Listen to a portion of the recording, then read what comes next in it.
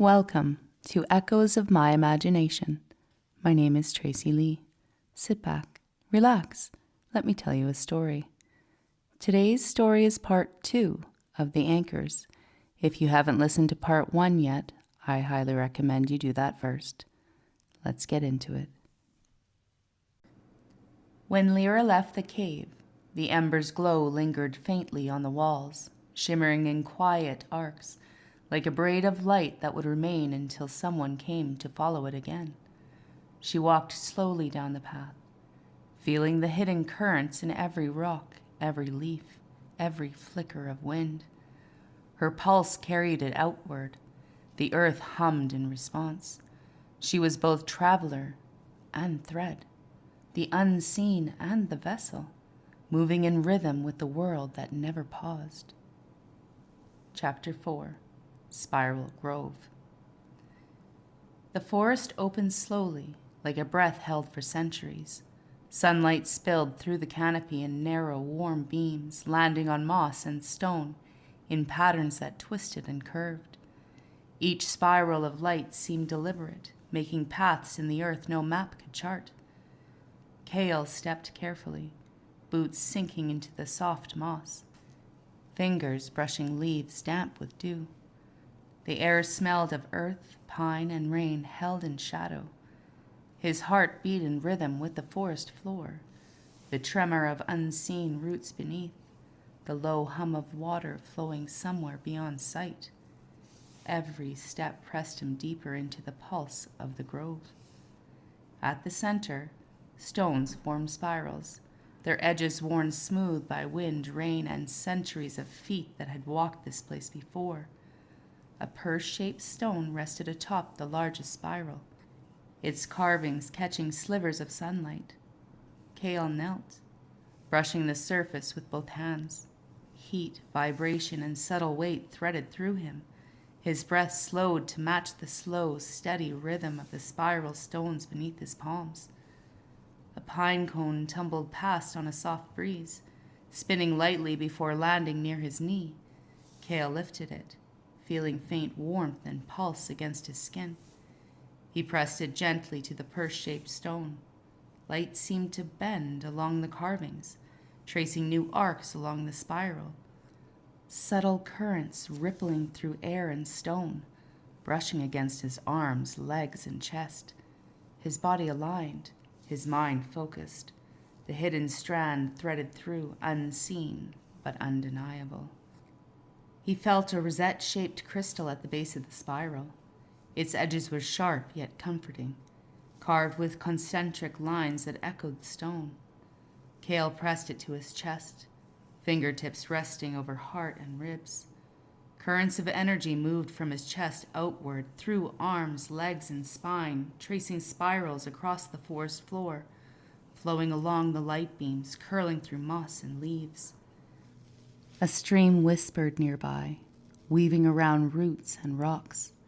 Kale followed its sound with his steps, letting the rhythm of water guide the spirals beneath his feet.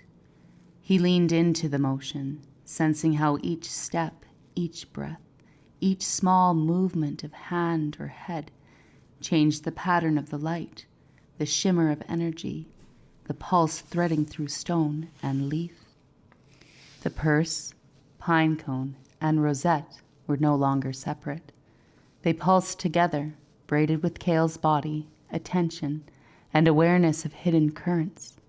Every detail mattered: the grain of moss, the cool damp of stone, the hum of moving water, the warm sun on shoulders, the faint scent of pine resin carried on the breeze. The forest itself seemed alive, folding around him in quiet acknowledgement. Kale stood in the center of the largest spiral. The air vibrated softly as if the forest exhaled through the stones. Currents moved through his fingers, his chest, his spine. Light bent along spirals in air and stone. His breath became the measure of rhythm. His pulse became the measure of flow.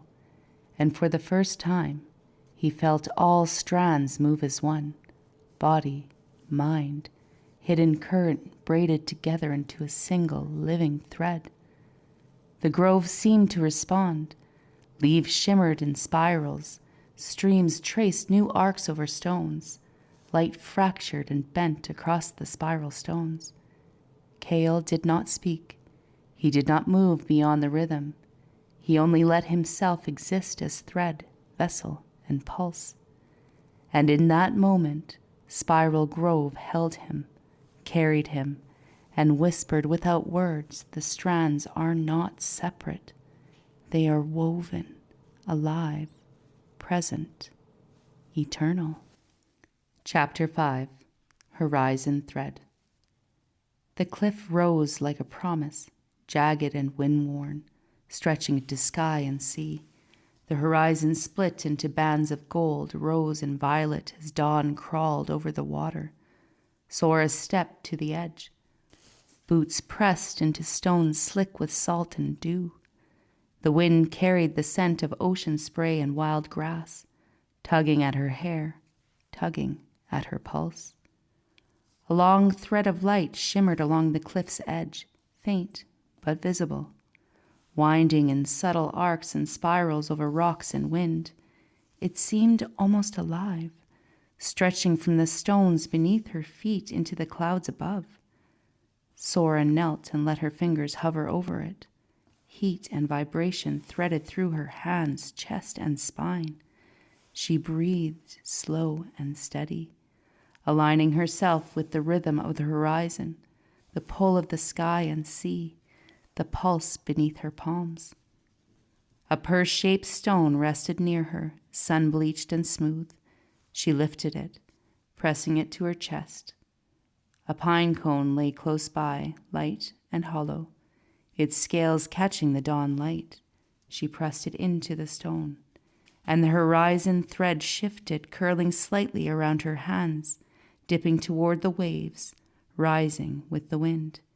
Each breath, each pulse, each subtle movement threaded her body, attention, and hidden current with the world around her. The rosette, small and iridescent, glimmered in her palm. Light bent along its edges, cascading along the thread, breaking into delicate arcs across rock, sea, and sky.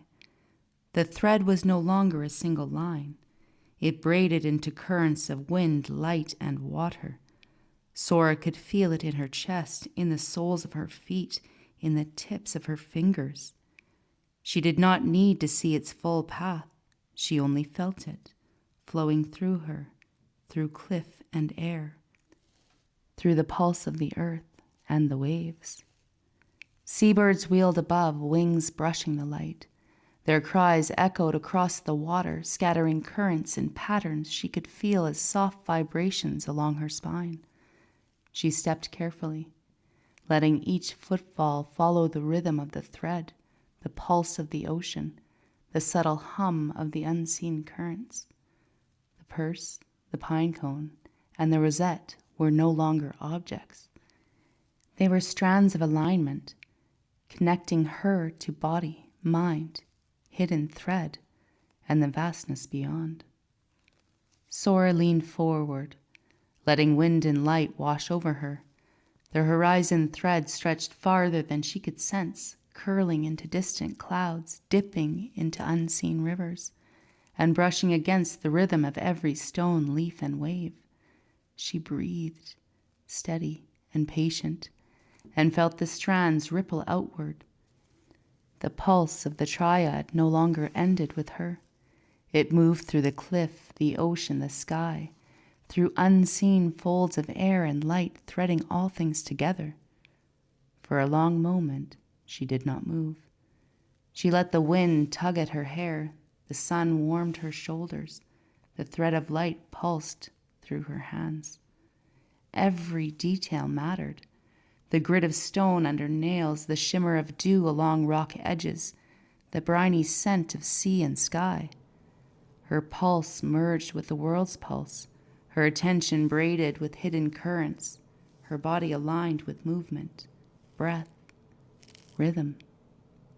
Then she rose, not to command, not to lead, not to take, only to exist as part of the thread, aware, aligned, flowing. The horizon thread shifted with her, stretching farther, weaving all things together, land, sea, sky, and the subtle currents no eye could see. She was a single pulse among many, moving in rhythm with life itself. And the world responded. Light bent along spirals of wind and wave. The cliff hummed faintly underfoot. The ocean whispered along stones below. The thread continued, endless, patient, alive, carrying body, mind, and hidden current beyond her reach, yet intimately present in every step, breath, and heartbeat. Chapter 6. Sand Thread. The desert rolled endless, gold and ochre under a sun that seared and whispered. Asha walked barefoot, sand warm beneath her feet, grains slipping between toes. She followed the faint glimmer of a purse-shaped stone half buried near a dune. The wind carried whispers, small currents that tugged at her arms and hair. She pressed the purse to her chest, feeling heat and pulse thread through muscle and bone. A pine cone, cracked and dry, rolled past her fingers. She caught it, letting its weight anchor her movements. The desert was alive in its extremes, heat and shade, grit and stillness, sun and shadow. Each breath, each step, each shift of sand beneath her feet threaded her body to the land. Her pulse became the rhythm of the dunes, her breath the wind curling around them, her movement the flow of currents invisible to eyes but undeniable to skin. A rosette etched in sandstone caught sunlight nearby. She traced it, following the spirals with fingertips. Energy rippled outward, brushing her spine, her arms, and then fading into the desert air. She did not name it. She did not need to. She simply moved, aware of the strand that connected flesh to wind, sand, and sun. Chapter 7. Frostlight. Beneath the glacier, light fractured into shards of blue and silver. Rin knelt on an ice slick with condensation, breath fogging in the frigid air.